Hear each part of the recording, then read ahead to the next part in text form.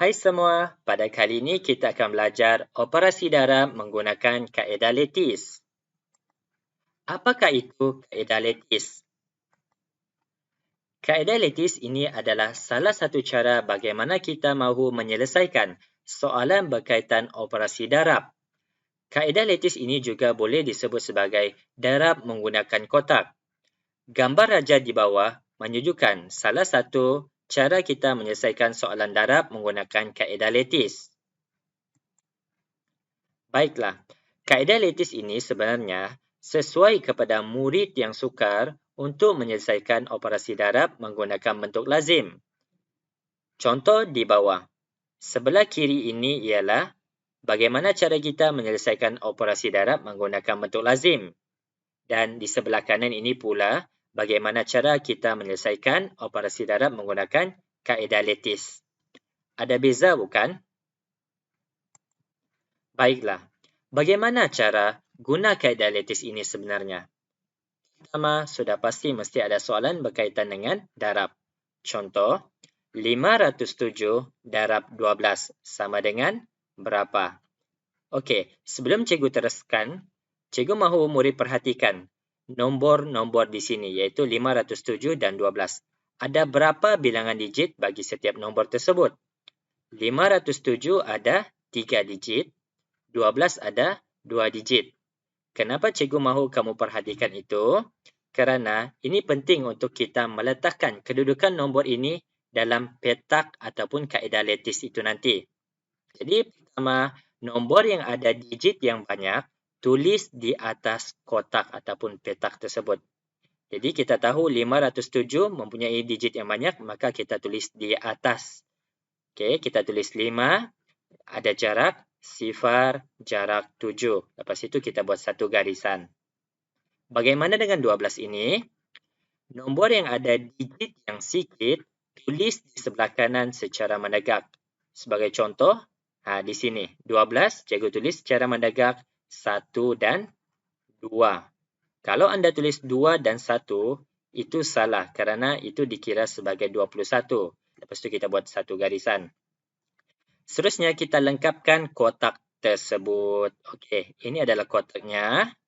Lepas itu kita buat petak bagi setiap digit-digit. Contohnya 5, kita buat petak dia di sini. Okey. Sifar di sini dan 7 di sini. Jadi membuat petak ni kita buatlah garisan antara digit-digit. Contohnya 5 dan sifar kita buat satu garisan antaranya.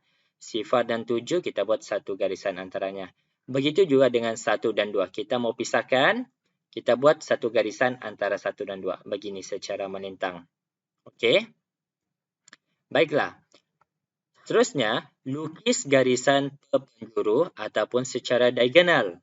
Okey, ini garisan perpenjuru di mana murid-murid boleh melihat perbezaan. Di sini belum ada garisan perpenjuru. Di sini ada garisan perpenjuru ataupun diagonal. Diagonal ini ditulis bermula daripada penjuru di atas sebelah kanan dan turun kepada penjuru di bawah sebelah kiri. Contoh berikut. Ini kita tarik ke bawah. Dan ini di sini pun turun ke bawah dan akhir sekali di sini. Maka setelah kita membuat garisan perpenjuru, kita boleh melakukan operasi darab. Okey, untuk melakukan operasi darab ini, kita perlu darab nombor yang di atas dengan nombor yang ada ataupun digit yang ada pada petak yang di atas dahulu. Okey, contohnya 507 darab dengan digit yang ada petak di atas iaitu digit 1. Yang ini maksud cikgu. Di sini. Maka 507 darab dengan 1. Kita perlu tahu sifir 1. Jadi, cikgu rasa cikgu tidak perlu tulis sifir 1.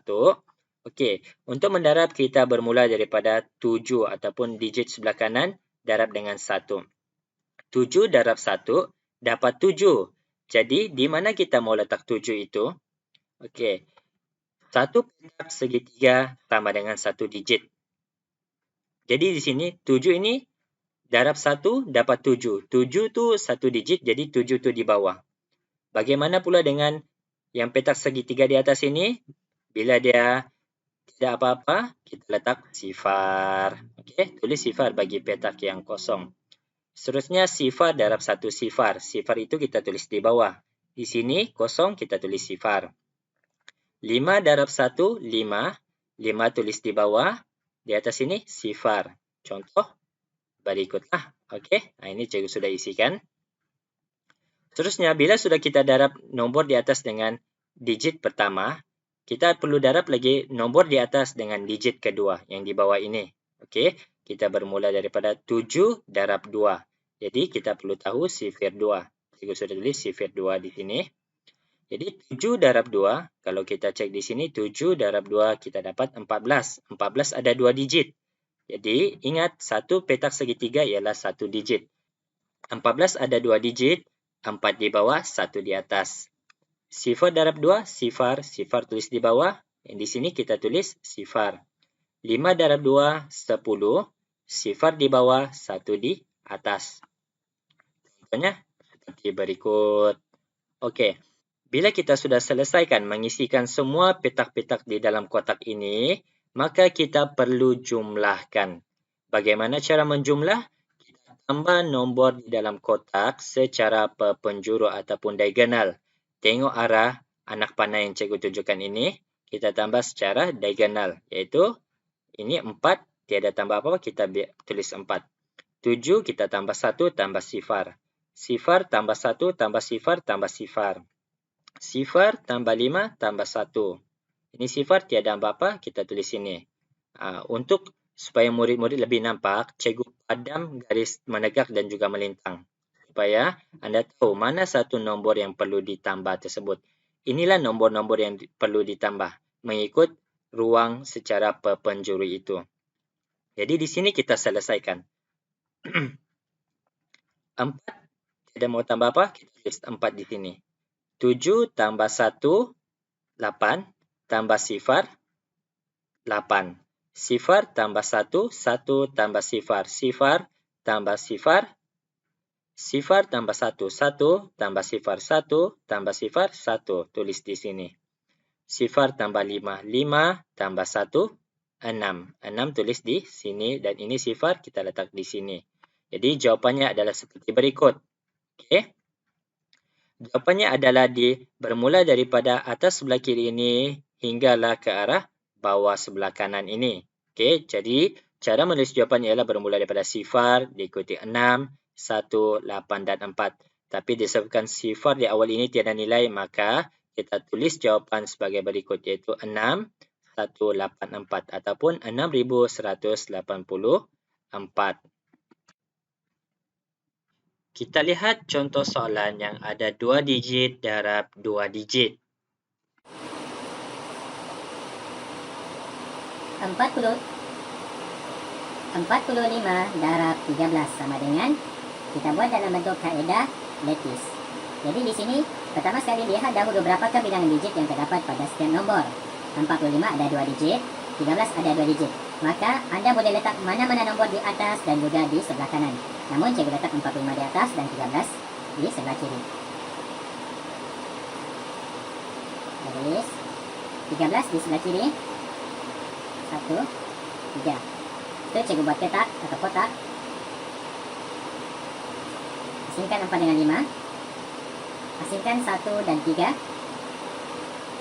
Lepas itu buat garisan perpenjuru ataupun diagonal.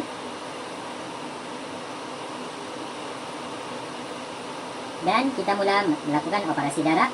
45 dengan petak di atas ataupun 1. Bermula 5 darab 1. 5 darab 1, 5. 5 di bawah.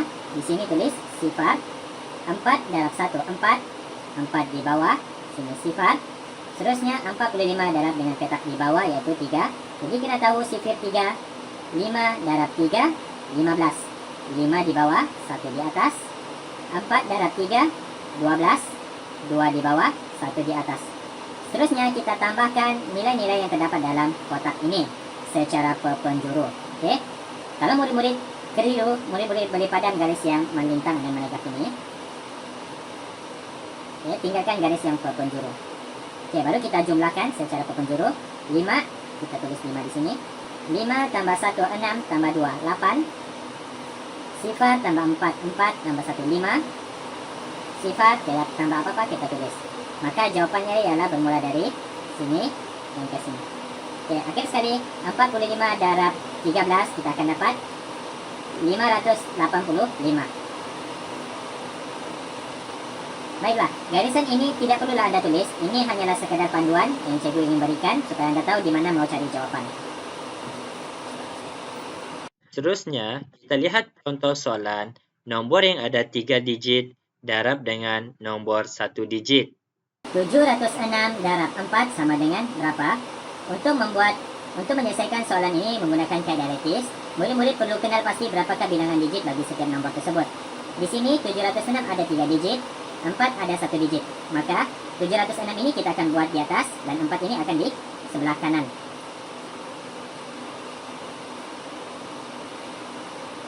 Okey, buat garisan 4 di sebelah kanan. Oleh kerana 4 ini hanya 1 digit, maka kita buat satu petak kecil sahaja. Maka lengkapkan petak ini. Okey. Buat garisan pemisah antara 7 dan sifar. Garisan pemisah antara sifar dan 6. Okey, yang ini kita biarkan. Seterusnya buat garisan diagonal ataupun perpenjuru. Dan seterusnya kita boleh melakukan operasi darab. Jadi 706 darab 4 kita perlu tahu sifir 4. Okey, sifir 4. 1 darab 4, 4. 2 darab 4, 8. 3 darab 4, 12. 4 darab 4, 16. 5 darab 4, 20. 6 darab 4, 24. 7 darab 4, 28. Jadi sifir ini tidak perlulah anda tulis kalau anda sudah hafal dan faham apa itu sifir. Kalau murid-murid yang tidak tahu sifir, anda boleh tulis di tepi macam inilah. Okey, mari kita selesaikan bermula daripada 6 darab 4. 6 darab 4 kita dapat 24. 24 ada 2 digit, 4 di bawah, 2 di atas. Sifar darab 4. Sifar, sini sifar, sini pun sifar.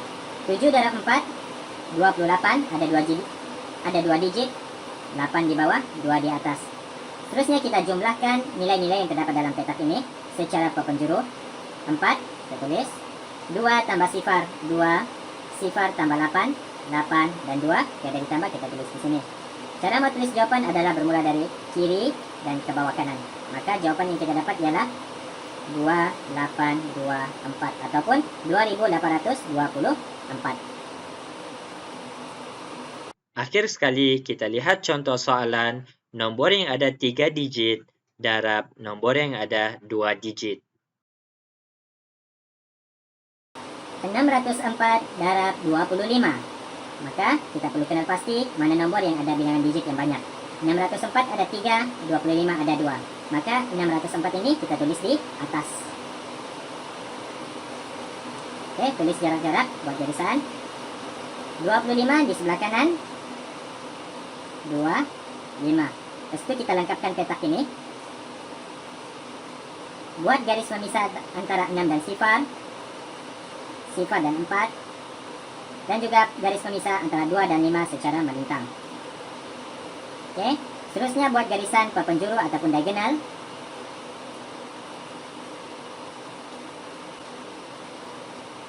Okey, lepas itu baru kita boleh melakukan operasi darab. Kita akan darab 604 dengan 2 dahulu. Okey, bermula daripada 4 darab 2. Jadi perlu tahu sifir 2. 4 darab 2, 8. 8 di sini, di atas, sifar.